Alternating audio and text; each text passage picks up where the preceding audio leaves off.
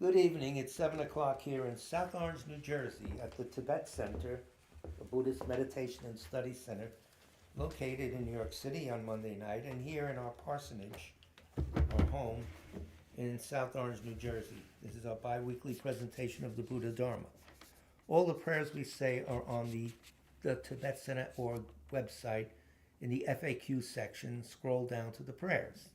If there's anyone who has passed away in the last recent past, and you want us to say prayer, remember him when we pray the Sutra of the Three Jewels, put their names now in the chat box. We'll text them into Mr. Smith, as some people do. Now tonight we'll be talking about the Dalai Lama's book, Power and Compassion, and also dealing with the Dalai Lama's other book that's been a current ongoing topic here, Death and Dying, the stages of death. It's not that morbid. There's a reason for it. Oh, what happened here? Being invaded by ice. Oh, I know. So we'll start. The first prayer is prayer for the spreading of the teachings throughout the length and breadth of the West. You state it. By the force of the blessings of the non-fallacious three precious gems, and of the truth of our pure selfless wishes, may the precious Buddhist teachings flourish and spread to the expanse of all areas throughout the length and breadth of the West. For all the people living there, together with their near ones, who have engaged in the teachings and have faith and respect for them, may all conditions adverse to their practice of the pure Dharma be dispelled, and an excellent collection of favorable conditions increase like the waxing moon.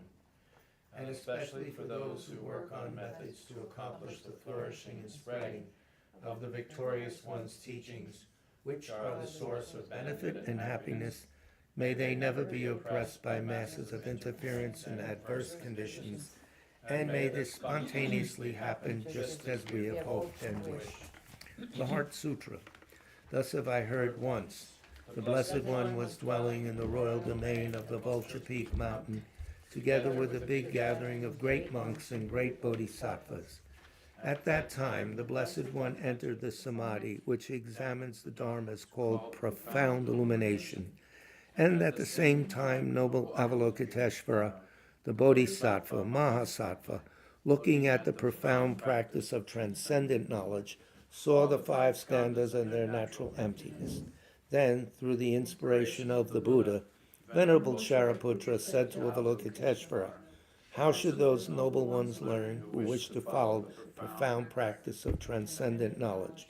And Avalokiteshvara answered, Venerable Shariputra, whoever wishes to follow the profound practice of transcendent knowledge should look at it like this, seeing the five skandhas and their natural emptiness. Form is empty. Emptiness itself is form. Emptiness is not separate from form. Form is not separate from emptiness.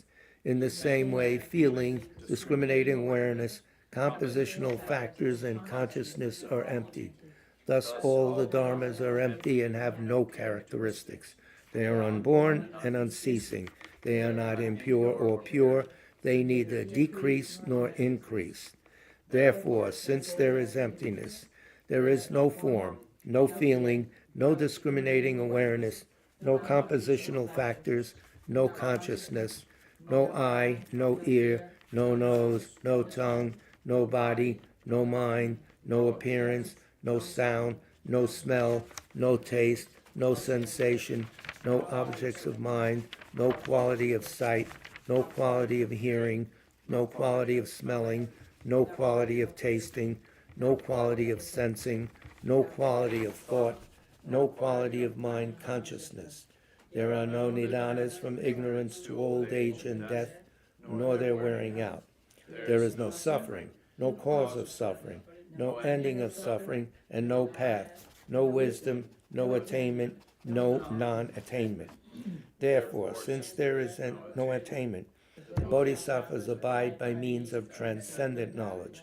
And since there is no obscurity of mind, they have no fear. They transcend falsity and pass beyond the bounds of sorrow. All the Buddhas who dwell in the past, present, and future, by means of transcendent knowledge, fully and clearly awaken to unsurpassed, true, complete enlightenment. Therefore, the mantra of transcendent knowledge, the mantra of deep insight, the unsurpassed mantra, the unequaled mantra, the mantra which calms all suffering, should be known as truth, for there is no deception. In transcendent knowledge, the mantra is proclaimed, Tayat Om Gate Gate Paragate Parasam Gate Bodhisoha. O Shariputra, this is how a Bodhisattva Mahasattva should learn profound transcendent knowledge.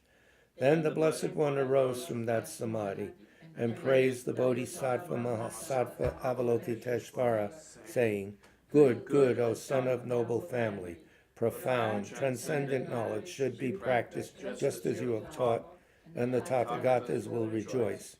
When the Blessed One had said this, Shariputra and Avalokiteshvara, that whole gathering in the world, its gods, humans, asuras, and Gandharvas, their hearts full of joy, praised the words of the Blessed One. So, just quickly,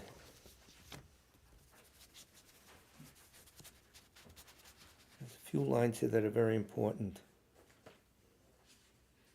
Thus, all the dharmas are empty and have no characteristics. It's talking about the state of realizing emptiness, and what is the parameters, or some of the parameters of that state.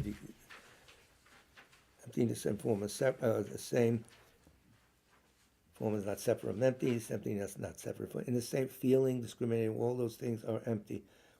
All the dharmas are empty and have no characteristics. They're very important two lines. They're unborn and unceasing. Okay, what does that mean? Time is out of the picture. They're not impure or pure. That idea is out of the picture. They neither decrease nor increase. In other words, this decrease and increase, pure and impure, born and unborn, all part of the mind that sees inherent existence. You break through that. The lack. Oh, yeah. Yeah. The lack of it. That sees the lack of it. Very good. Alzheimer's has already arrived. I'm not letting him in, but banging through the window. So why is it plural?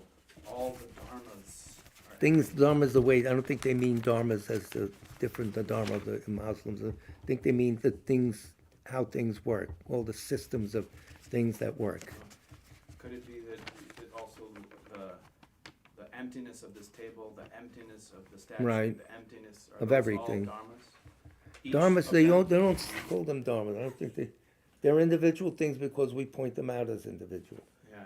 And pointing them out as individual freezes them into a place where they're not reacting with anything in our minds. In reality, things are going along fine. Emptiness is right here now. But our minds are separating. It says, "Oh, that's over here, that's over there." And what happens? Very uncomfortable. I mean, not that I've seen emptiness directly, but that's part of the point. It's a big point. Some of the books, for instance, the Heart Sutra Explained by His Holiness. It's a very good book to go over the Heart Sutra with. And there's others. Lopez. His Holiness, I think, with Thupten Jinpa. The Lopez one is very good. Yeah, there's two, I think, volumes of it. That Rinpoche actually taught from. And Realizing Emptiness by Genlam Rinpa with Alan Wallace is very good. If you different angles, because maybe something bings in your head. It's very hard to understand this. There's a whole series of Rinpoche teaching from 1988 on the Tibet Center website. On? In the media library under the KRR10 archive. So everyone should tune in. Brought to you by Chungla Archives Incorporated. It's wonderful. If First you- 10 customers get a cigar. Yeah. If you translate. No, I don't turn that. That has to go, because that's just bubbling along, scared as hell. He's not sweating, because he was. When he wanted to be, he can be kind of tough. He'd grunt you out of the room. There's a mouse in there. All right, the last prayer, generating bodhicitta, or refuge in bodhisattva vow. We actually take the vow on the third repetition, if you're inclined to that. If you're new, you don't have.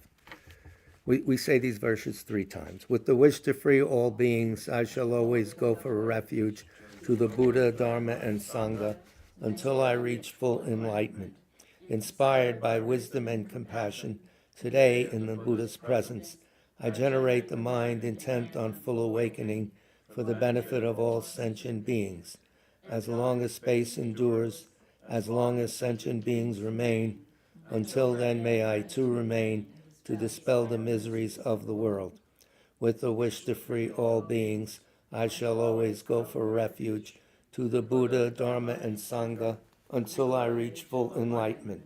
Inspired by wisdom and compassion, today in the Buddha's presence, I generate the mind intent on full awakening for the benefit of all sentient beings. As long as space endures, as long as sentient beings remain, until then may I too remain to dispel the miseries of the world. The wish to free all beings, I shall always go for refuge to the Buddha, Dharma, and Sangha until I reach full enlightenment.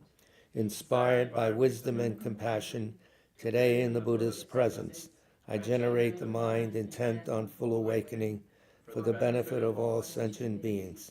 As long as space endures, as long as sentient beings remain, until then may I too remain to dispel the miseries of the world.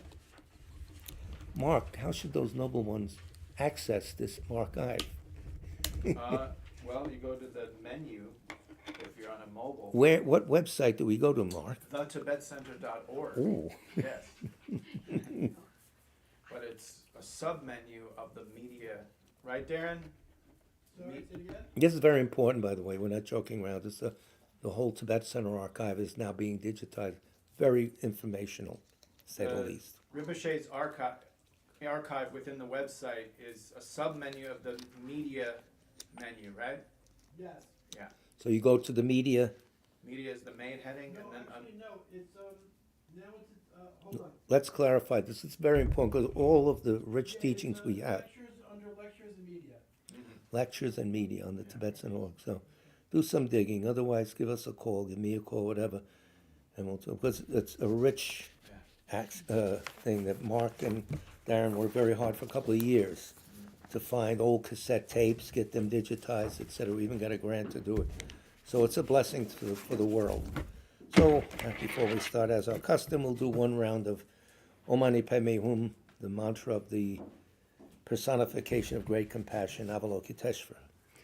Om Mani Padme Hum, Om Mani Padme Hum, Om Mani Padme Hum, Om Mani Padme Hum, Om Mani Padme Hum.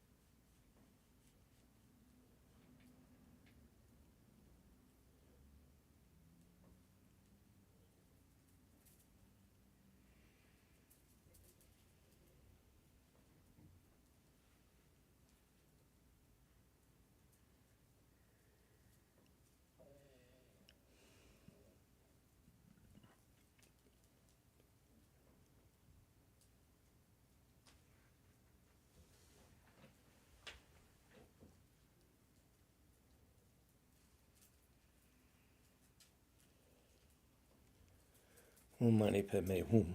If you were listening Monday night, we talked about the difference between thoughts and the mind. Most people think the mind are their thoughts.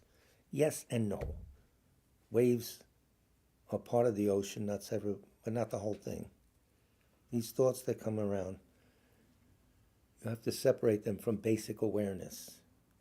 So the basic awareness, if you're watching your breath, that's You want to do that, that's what you want to be aware of, but here come the thoughts in and out. Let them go. Don't get stuck on them. Go over here and this area over there. No, blah, blah, blah. Let them go. Same thing with the mantra. You're saying the mantras and when you pay me, all of a sudden, you're buying something in the supermarket, then you come back. But it's important to understand that the thoughts and awareness, your deep awareness is separate from the thoughts, and that deep awareness is pure. And that's the conduit to go down to the deeper parts of the mind, which come up naturally when you die, which we're not going to talk about yet. For half the class is going to be, or the second part is going to be on the Dalai Lama's 9th chapter, I think 8th or 9th, on dying. We're going to go to a specific first 4 dissolutions of death. But first, ladies and gentlemen, dealing with anger and emotion, the practical world. You need to get a lot of things in order before you can do some deep meditation. The best way is to observe a morality. If you don't have any control of your mind, just these are the rules, I can't break them. Of course, you'll break them, but you confess, and it starts to make yourself more calm. So then you can start finessing things and understanding the deeper level. So His Holiness in this wonderful book called The Power of Compassion, I don't know when it was done, 90s, in the 90s, I think. Let's see. It's very important. People always ask, when was it? 1995. Yeah, it's a while ago. Time moves. I don't like it. Anger and hatred are 2 of our closest friends. Well, they're around a lot. Throw them out of your house. When I was young, I had a quite close relationship with anger. Then, eventually, I found a lot of disagreement with anger.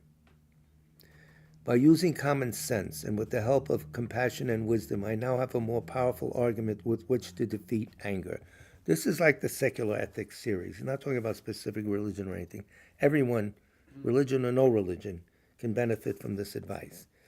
He says, according to my experience, this is on page 38, by the way. According to my experience, it is clear that if each individual makes an effort, then he or she can change. Of course, change is not immediate, and it takes a lot of time. I think we finally realized that after 40 years or whatever. Anyway, feel free to, interrupt, talk. It's not an interruption. It's supposed to be a discussion group. So, in order to change and deal with emotions, it is critical to analyze which thoughts are useful, constructive, and of benefit to us. I mean mainly those thoughts which make us calmer, more relaxed, and which give us peace of mind. Cultivating thoughts here. You have a purpose, and you're cultivating. Instead of having everything pass by on the screen, I want to think this way and that way. An analytical approach.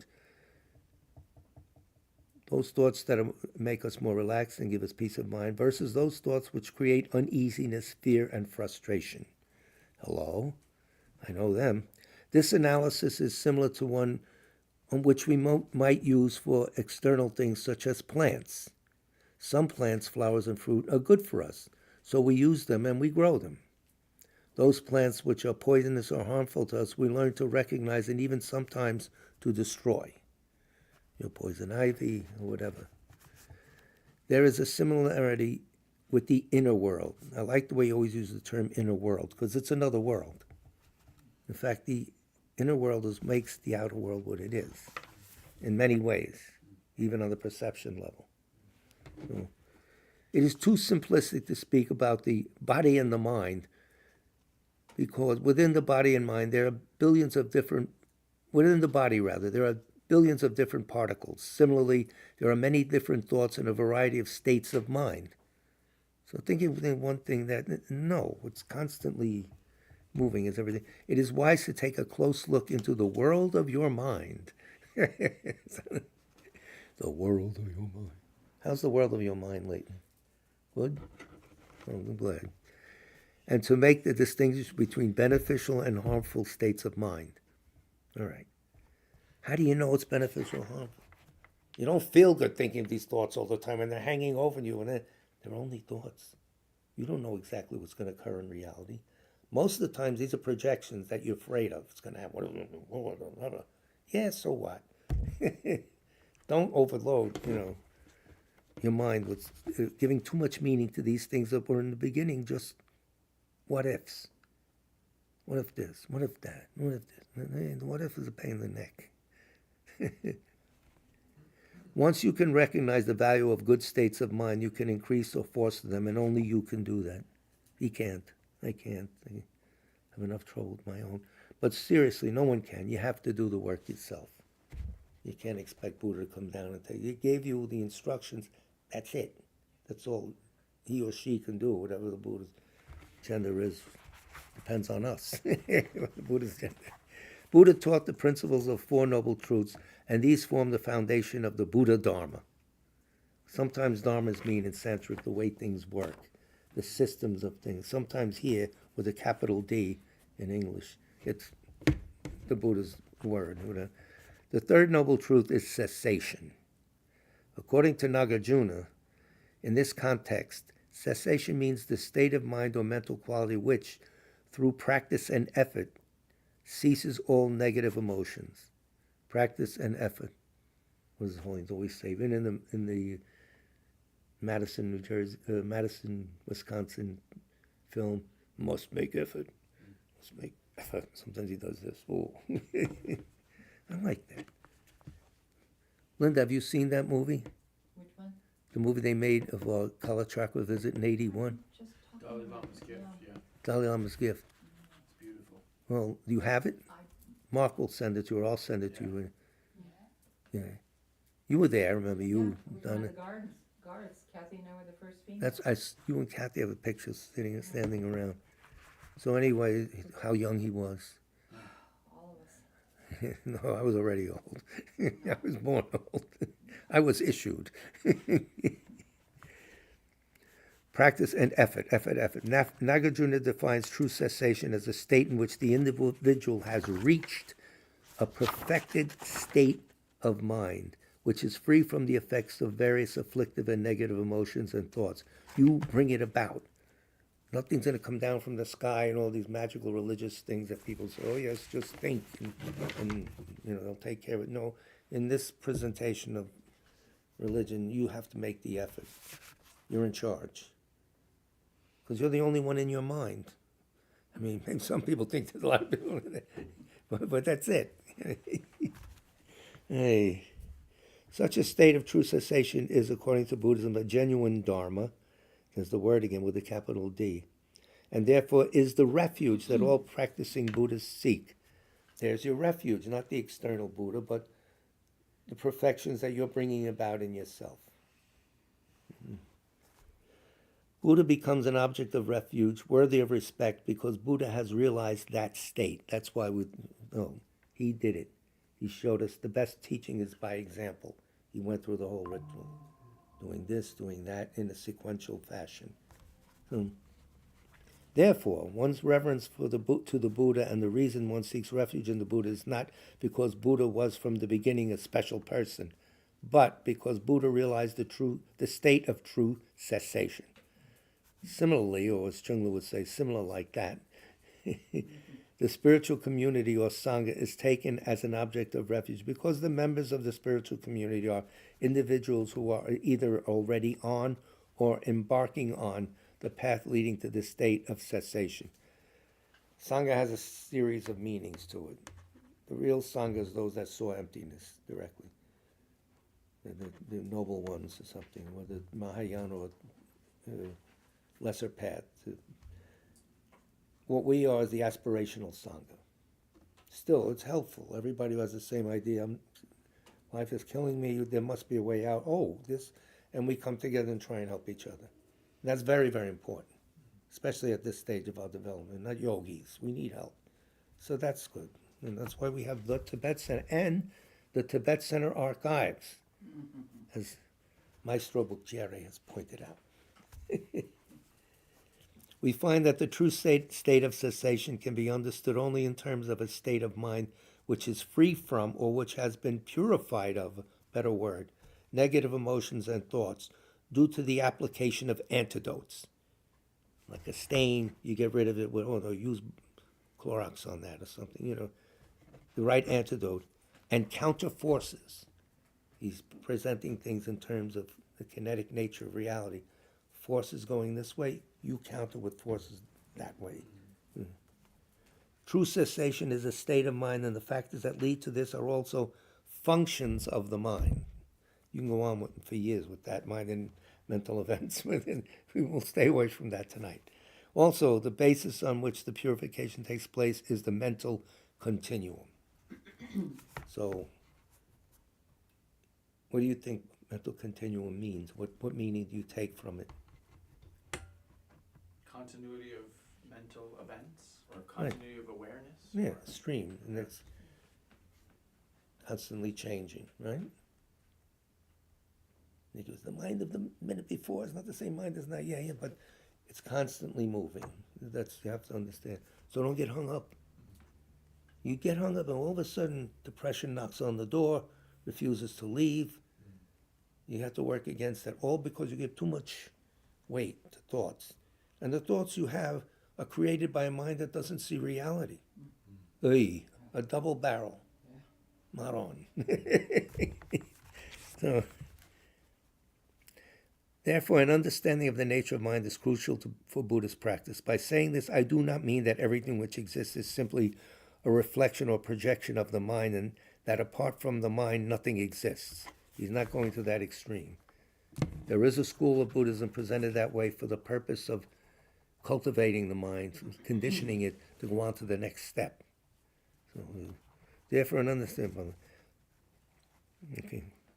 But because of the importance of understanding the nature of mind in Buddhist practice, people often describe Buddhism as a science of the mind. That's a good way to look at it. It's a science of the mind. And like science, we try something, it works or doesn't work. Works, okay. Doesn't work, throw it out.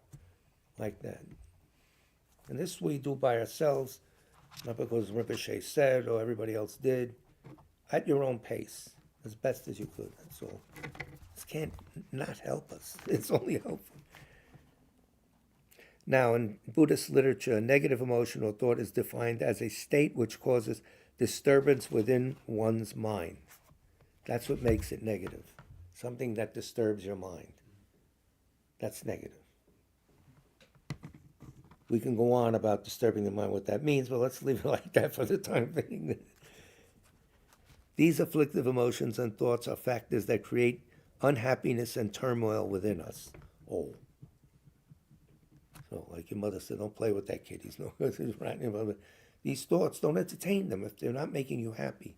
And also, while you're thinking this, how did I come to this conclusion? Wait a minute.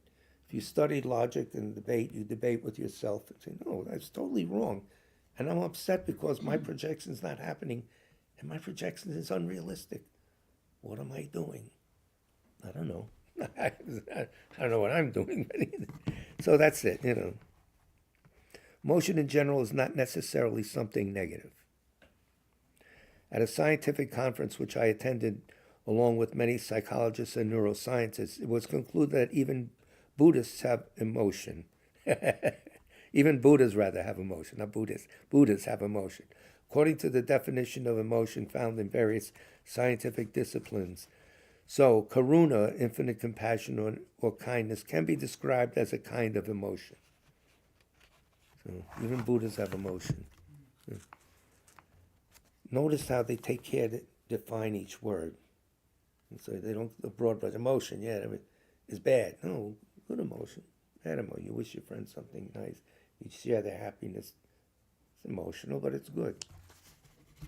Anyway, we can go to the negative side. Naturally, emotions can be positive and negative. However, when talking about anger, etc., we are dealing with negative emotions. Negative emotions are those which immediately create some kind of unhappiness or uneasiness, and which, in the long run, create certain actions, which are negative actions. Puts that karmic imprint on you, you're in trouble. It's going to come back unless you purify it and cause annoyance.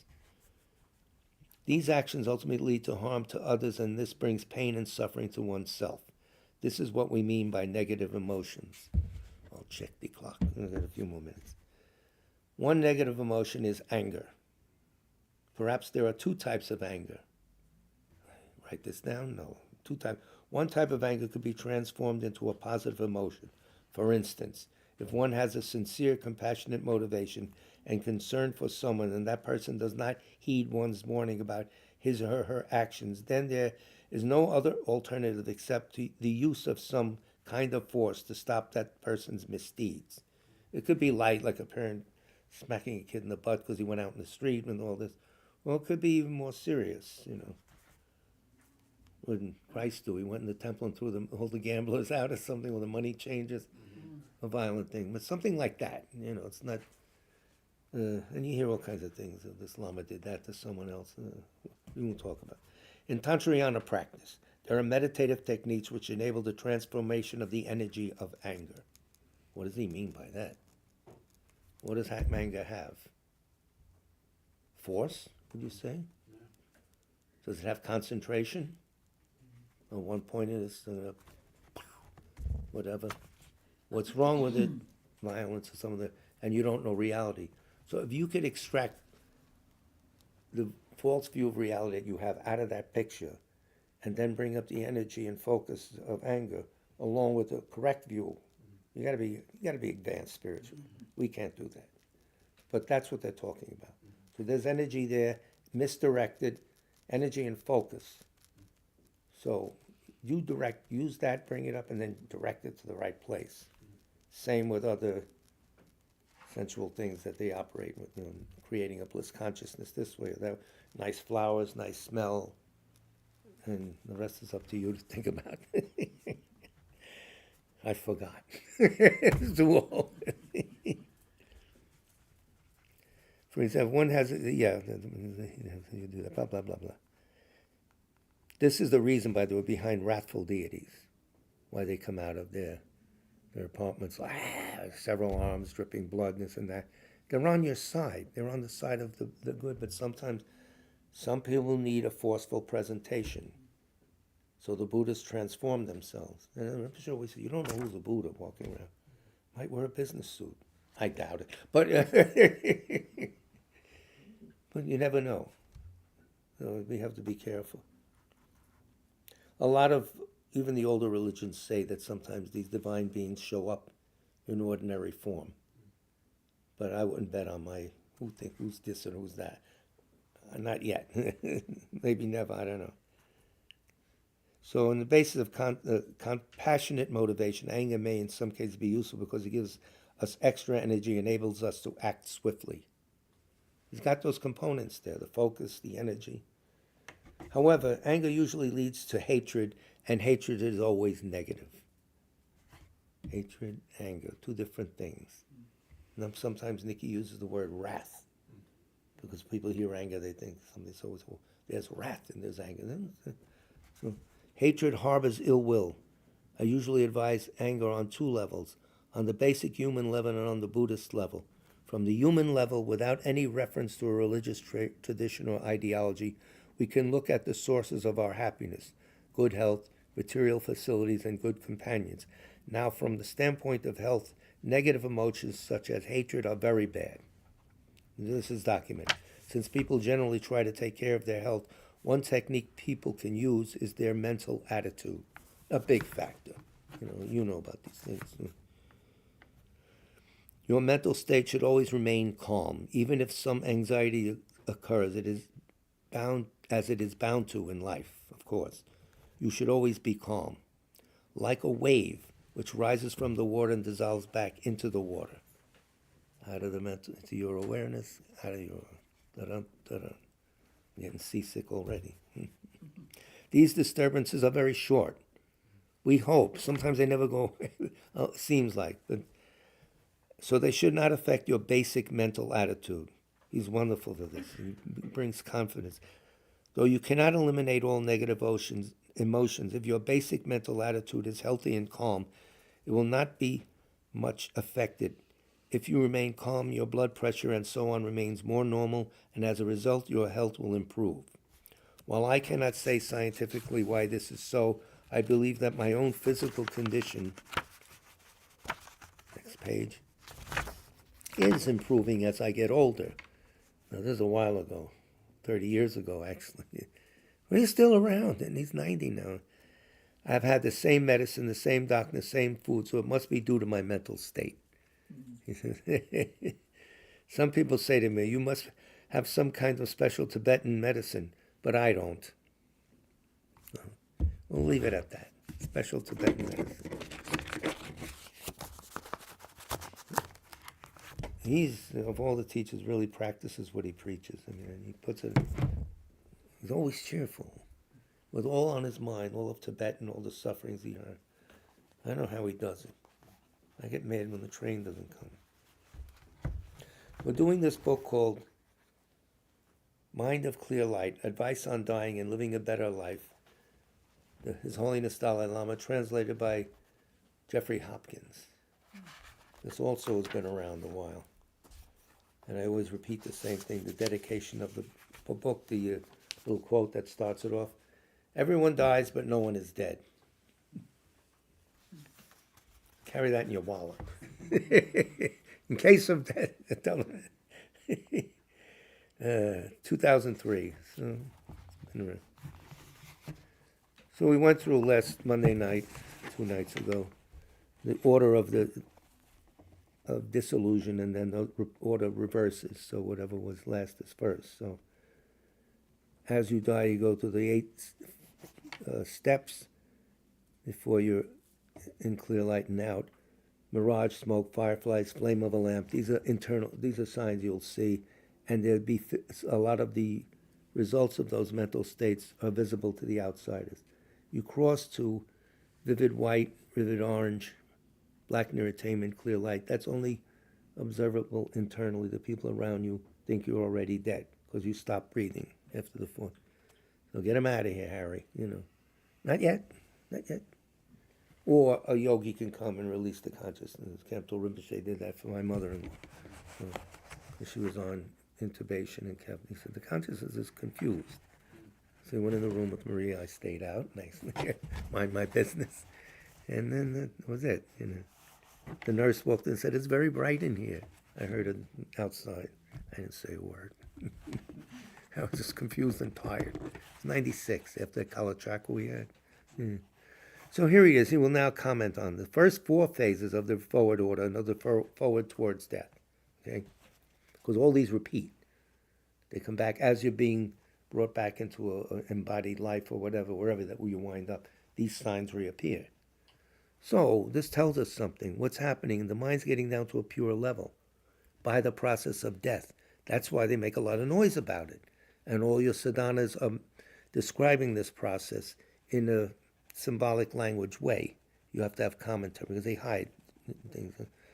So this is that. This is now how to be a Buddha as you're dying, how to be a Buddha in the bardo, how to attain Buddhahood as you come out of the bardo. Why not come out as Buddha? Those things are in most of the highest yoga tantras, not the lower levels, only the highest Anatara tantras, including Kalachakra, which is its own little system. Big system, never mind. So the first 4 phases in forward order, page 121. The collapse of the 4 elements. In general, the grosser elements dissolves into the subtler. So there's gross and subtle elements that make up our body. As the capacity of the former to serve as a support for consciousness degenerates, the latter becomes more manifest. So the grossest one goes, the next grossest starts running the show. After that, more subtler ones, the subtlest, and then external signs disappear. So in general, okay, there are 8 phases, the first 4 of which are phase 1. That's all we're going to talk about tonight, these 4. The earth element degenerates and dissolves into the water element. What is the earth element? Solid elements in the body, the bones, things like that. He'll explain. The solid elements of the body, such as bone, are no longer capable of serving as a mount or foundation for consciousness. Physical body, but for consciousness, because we have these elements, a certain balance of mind. Now they start to dissolve. The balance is not there. It can be very terrifying. That's what's happening.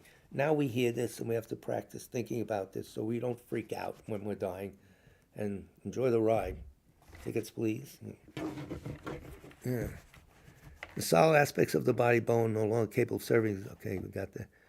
The capacity of the solid aspects to do so dissolves into or is transferred to the next element, the water element, the fluids of the body, such as blood and phlegm. Now the capacity of the water element to act as a base of consciousness becomes more manifest. It's there, but it's not the most manifest because the grossest is in charge, the earth element. What happens to you? Your body becomes dramatically thinner and your limbs loosen as the earth element dissolves.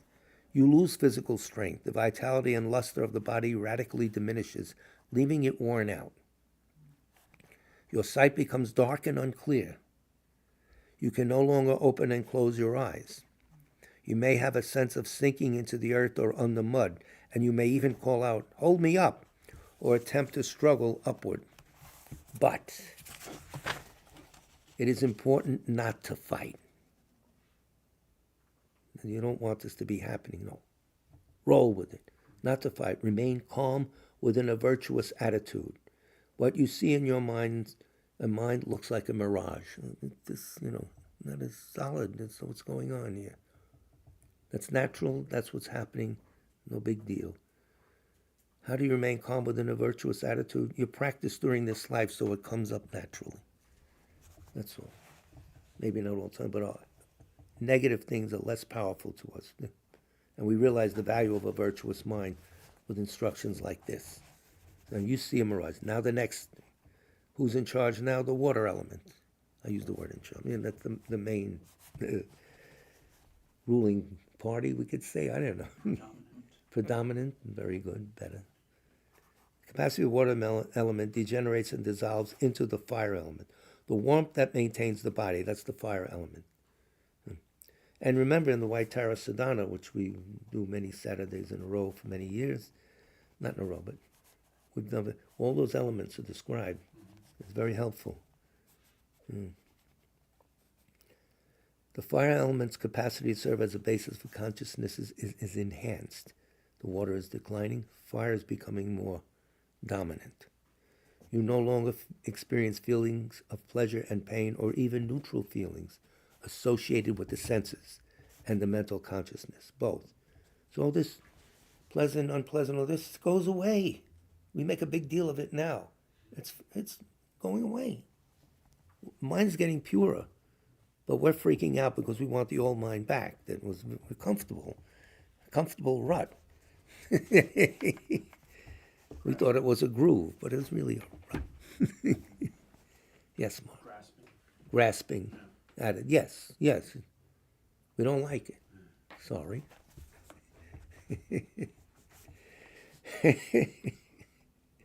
Your mouth, tongue, and throat dry due to loss of saliva, and scum forms on the teeth, tell my dentist. Other fluids such as urine, blood, regenerative fluid, and sweat dry up. You no longer hear sounds. And the usual hum in the ear stops. There's a subtle earth sound, which this book here, by the way, elaborates on that very much. This is a gem. We're getting more.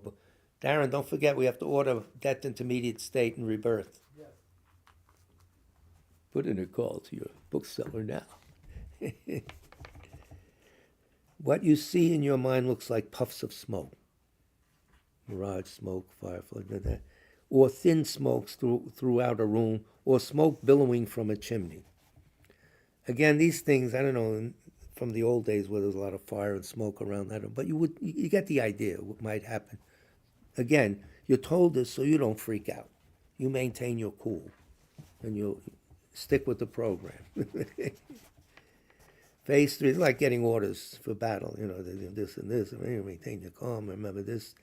So same thing. Phase 3, the capacity of the fire element degenerates and dissolves into the wind element. The currents of air or energy that direct various bodily functions, such as inhalation, exhalation, burping, spitting, speaking, swallowing, flexing the joints, stretching and contracting the limbs, opening and closing the mouth and eyelids, digestion, urination, defecation, menstruation, and ejaculation. All these things that are operating on the wind element.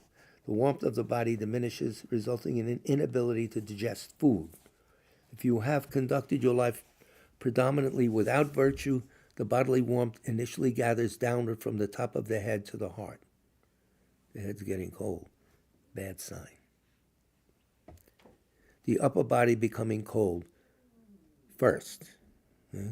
But if you have lived predominantly virtuously, warmth gathers from the soles of the feet upward to the heart, and the lower body becomes cold first. Good sign. I told Monday night the story of my mother, a boy, when we were living in McDougal Street, a boy at this boys club, the Morosini Boys Club on Sullivan Street, I think it's gone. They had a rifle team. Some kid threw his rifle down on the couch, and it was still loaded. And it hit this kid. The mother ran over, everybody ran over. And he said to his mother, my mother translated this from Italian because the woman was Italian too. He said, Mom, hold me. My feet are getting cold. I know I'm going to die. Well, that was frightening, but that for us, good sign. Good. You can't tell that to those people. If I told them I was to get out of the house, right? I didn't know then either, but this is terrible. We all prayed for him in the church there. But that's, so and I have something to correlate this advice. Normally, people don't mention these things, or I don't know, nobody was around to hear something like this. The ability to smell ceases. You can no longer smell. So, Leon, you could throw your enzymes all over the place. They wouldn't smell them. No. You know about Leon's amazing enzymes that cure everything? No. It's good. You no longer pay attention to the activities and wishes of friends and relatives around you, or even remember their names. You experience difficulty breathing, exhalations becoming longer and longer, and inhalations shorter and shorter, and nurses will verify this. Hospice nurses, Betty, Sarah, those who do hospice social work. Your throat emits rattling or grasping sounds. This doesn't always happen all the time, but it's some of the ideas of things that happen. And I knowing them, they're saying this to keep you at ease now. So if you take this information, plug it into your brain, and it's with you, and it'll help you. What you see in your mind looks like fireflies, perhaps inside smoke, or like sparks in the soot on the bottom of a metal pan. In the old days, they had those coal pans that throw it out, and the little would come out. Yeah, it's good to be old. You remember things like this, if you remember. Check the time. Okay, we got that. Phase 4, the last of the first 4, the last of the signs visible from outsiders, by outsiders. The capacity of the coarser wind element, degenerates and dissolves into consciousness. The tongue becomes thick and short, its root turning bluish. Experiencing physical touch is impossible, as is physical action. Just think about it for a second. All the craving we do in this life for physical touch here and there, well, that's out the window too. That's not a basic element. So what are we doing? I don't know. The breath through the nostrils ceases. So the nurse on the floor, get the charge nurse to come in, oh yeah, it's gone. Not yet. But that's a problem with the West, Maybe now it won't be, they'll learn. But there are subtle levels of breath and wind, so the cessation of breath through the nose does not indicate the completion of the death process. Bang. So that's it, from their point of view. I don't know legally or whatever, medically, what they consider now the person is dead, but they're wrong. According to this. Maybe this is wrong. We have to examine. Accept nothing here. What you see in your mind is like the flame of a butter lamp or a candle, or like the flickering light above a butter lamp or candle. Maybe strobe lights they could use these days, Studio 54, which Nikki can tell us all about.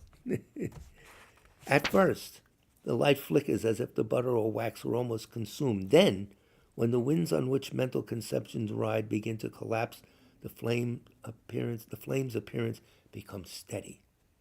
So these winds are making that do that. They've relaxed now. Only the subtle one. That flame looks solid. In general, this is His Holiness now riffing on this whole thing. We have enough time. Great. In general, the body of a human is composed of the 4 elements. However, due to variations in the channels and winds within this framework, different people experience different internal appearances during the process of dissolution. This is a general presentation.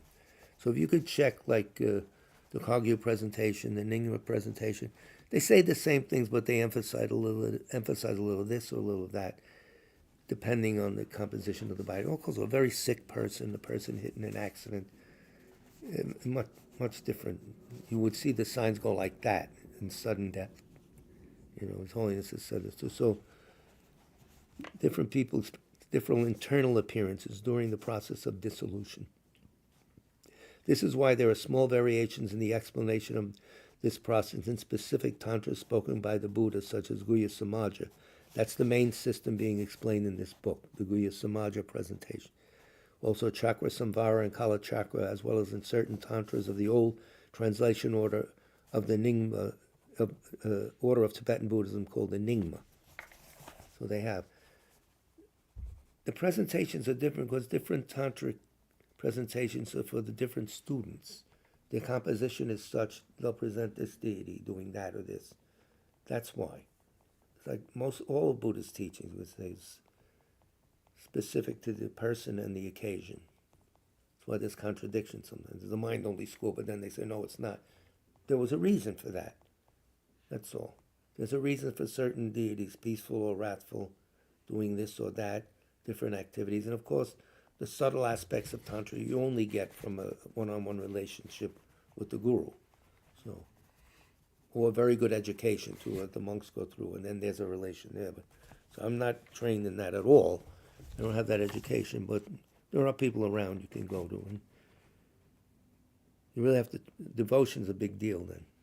You gotta be, But they're very good teachers around there, giving away the store practically. So, these minor variations mainly come from difference in the channels within the body and in the winds and drops of essential fluid that course through those channels. That's a whole presentation you have to understand.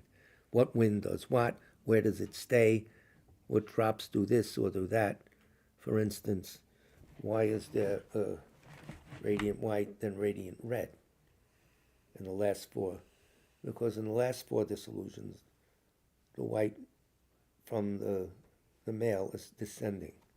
It hits the central point where the subtlest mind is. Everything looks white. The red from the mother comes up, like a sandwich. Everything is red, and then they close in. Everything is black, then clear light. So that's stuff like that. We'll go through that next time, in the last four dissolutions. If you got any books to bring in with different presentations from different lamas, bring them in. It's not just... It's a discussion group. During these stages, even when internal factors are the same, internal signs of dying appear to the mind in different ways because yogis put emphasis on different points of the body. That's a yogi dying, maybe. I don't know. This is just let him understand what he says on your own. So, during these stages, you need an unobstructed, virtuous attitude, which is the wish expressed in the stanza of the Panchen Lama's poem. So if you recite this poem and you agree with it, you're building up. And the poem or the prayer has a blessing. You become wedded to it. Their intention is to help you. It's the high being, or Buddha probably. So they have the power to say, may anyone who reads this, do this, like Vajrasattva, anyone recites my name, may they be purified. Same thing, as long as you go along with it, you have a leg up, You can't move it, but no, you have a leg. I don't know. We ordinary sentient beings, nice to meet you, sentient being, under the influence of birth and death, definitely have predispositions established over lifetimes of good and bad actions, the fruits of which have not yet manifested. I don't want to hear it. Every moment that we engage in actions motivated by ignorance contributes to living in cyclic existence. Very strong actions can propel not just one, but many lives in cyclic existence. Near the time of death, one of those many wholesome or unwholesome karmic predispositions is nourished. Time of death, very important, and serves as the foundation for the whole next lifetime. Many other karmas establish the qualities of life, such as health, resources, and intelligence. In other words, the contributing karma, not the throwing karma that sends you to Tushita heaven over here or there. But then once you get there, what do you got with you? You're born in the human realm, very good. Rich, nice. Healthy body, ooh. All those are contributing karmas. They're not the throwing karma. So, what's the projecting karma is a better word. They used to use throwing karma. The Tibetans are learning in propelling. Yes. Yeah. Consequently, your thoughts, your mental state near the time of death are very important. Even if most of your life you practice virtuous attitudes, a strong non-virtuous tendency near the time of death can nourish the non-virtuous predispositions we all have. I don't want to hear this. We all have. This is a very dangerous time. Even from an annoying noise made by someone setting down an object too hard, irritation and anger can develop.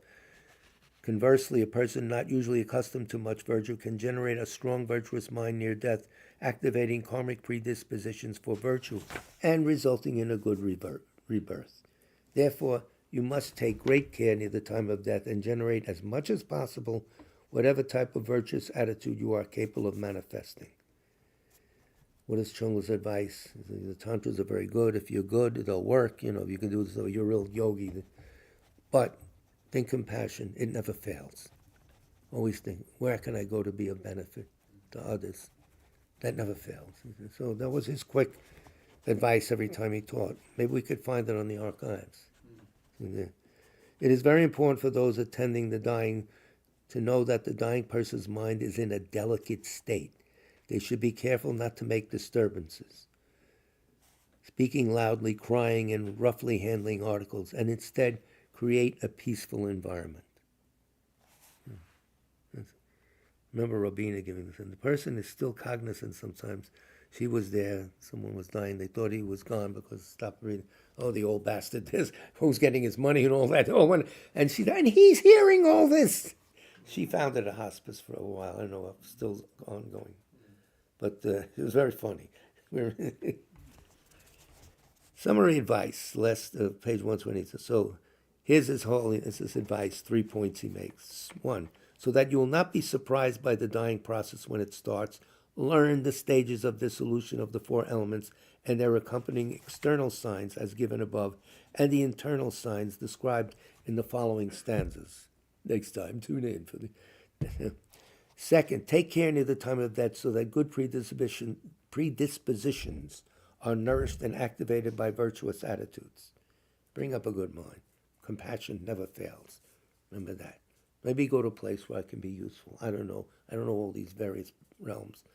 Wherever I can be useful for sentient beings. And 3rd, portents of death can appear within a year or 2 prior to dying. These alert you to the need to prepare, but it is better to be ready before then. A lot of portents of death. Lamas say that that's the next life starting to influence. You don't want to be here, you want to be there. You want this. One of the things is you're not happy with your place where you live. Well, that happens the whole life. We're not happy with the place. So give me something new, will you? That we know about. I don't know. It's a big deal, but it's for real. This is not theory. So Darren, speaking of dying, you have any names? No names, so we could just see those who have died in various tragedies in the United States. Prayed for Paul. Prayed for Paul, and we have Rato Monastery doing a ceremony for a good new life. We don't know when he died. Michael Wick contacted his brother, and his brother said last year he didn't want to elaborate. Michael Wick asked how, and he didn't want to say. Whatever. But he was with us a lot over the years. Oh, yeah. And he'd only hurt himself. He never ran a campaign against him. Very smart. He was very smart. And Very smart. that, And a nice guy. he was a nice guy. He played good guitar. He spoke Tibetan. All that deteriorated as schizophrenia took over due to those drugs. Yeah. Mm. Sutra of the Recollection of the Noble Three Jewels. I prostrate to the Omniscient One. Thus the Buddha, Bhagavat, Tathagata, Arhat, Samyaksang Buddha, the learned and virtuous one, the Sugata, the knower of the world, the charioteer and tamer of beings, the unsurpassable one, the teacher of devas and humans is the Buddha Bhagavat. The Tathagata is in accord with all merit. He does not waste the roots of virtue. He is completely ornamented with all patience. He is the basis of the treasures of merit. He is adorned with the minor marks. He blossoms with the flowers of the major marks. His activity is timely and appropriate. Seeing him, he is without disharmony. He brings true joy to those who long with faith. His knowledge cannot be overpowered.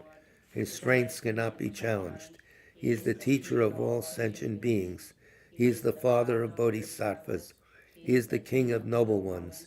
He is the guide of those who journey to the city of nirvana. He possesses immeasurable wisdom. He possesses inconceivable confidence. His speech is completely pure. His melody is pleasing. One never has enough of seeing him. His form is incomparable. He is not stained by the realm of desire. He is not stained by the realm of form. He is not affected by the formless realm. He is completely liberated from suffering. He is completely and utterly liberated from the skandhas. He is not possessed with dhatus. His ayatanas are controlled. He has completely cut the knots. He is completely liberated from extreme torment. He is liberated from craving. He has crossed over the river. He is perfected in all the wisdoms. He abides in the wisdom of the Buddha Bhagavats, who arrive in the past, present, and future. He does not abide in nirvana. He abides in the ultimate perfection. He dwells on the bhumi where he sees all sentient beings. All these are the perfect virtues of the greatness of the Buddha Bhagavat. The holy Dharma is good at the beginning, good in the middle, and good at the end. Its meaning is excellent. Its words are excellent. It is uncorrupted. It is completely perfect and completely pure. It completely purifies. The Bhagavad teaches the Dharma well. It brings complete vision. It is free from sickness. It is always timely. It directs one further. Seeing it fulfills one's purpose. It brings discriminating insight for the wise. The Dharma, which is taught by the Bhagavad, is revealed properly in the Vinaya. It is renunciation. It causes one to arrive at perfect enlightenment. It is without contradiction. It is pithy. It is trustworthy and puts an end to the journey. As for the Sangha of the great Jnana, they enter completely, they enter insightfully, they enter straightforwardly, they enter harmoniously. They are worthy of veneration with joined palms. They are worthy of receiving prostration. They are a field of glorious merit. They are completely capable of receiving all gifts. They are an object of generosity. They are a great object of complete generosity.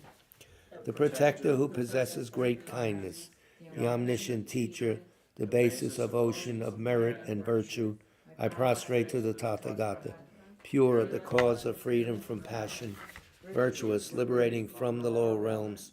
This alone is the supreme ultimate truth. I prostrate to the Dharma, which is peace. Having been liberated, they show the path to liberation. They are fully dedicated to the disciplines. They are a holy field of merit and possess virtue. I prostrate to the Sangha. I prostrate to the Buddha, the leader. I prostrate to the Dharma, the protector. I prostrate to the Sangha, the community. I prostrate respectfully and always to these three. The Buddha's virtues are inconceivable. The Dharma's virtues are inconceivable. The Sangha's virtues are inconceivable. Having faith in these inconceivables, therefore the fruitions are inconceivable. May they be born in a completely pure realm. The next prayer is the 8 verses for training the mind. Found it? With the determination to accomplish the highest welfare of all sentient beings, who surpass even a wish-granting jewel, I will learn to hold them supremely dear. Whenever I associate with others, I will learn to think of myself as the lowest amongst all, and respectfully hold others to be supreme from the very depths of my heart. In all actions I will learn to search into my mind, and as soon as a disturbing emotion arises, endangering myself and others, I will firmly face and avert it. I will learn to cherish ill-natured beings and those oppressed by strong misdeeds and sufferings, as if I had found a precious treasure difficult to find.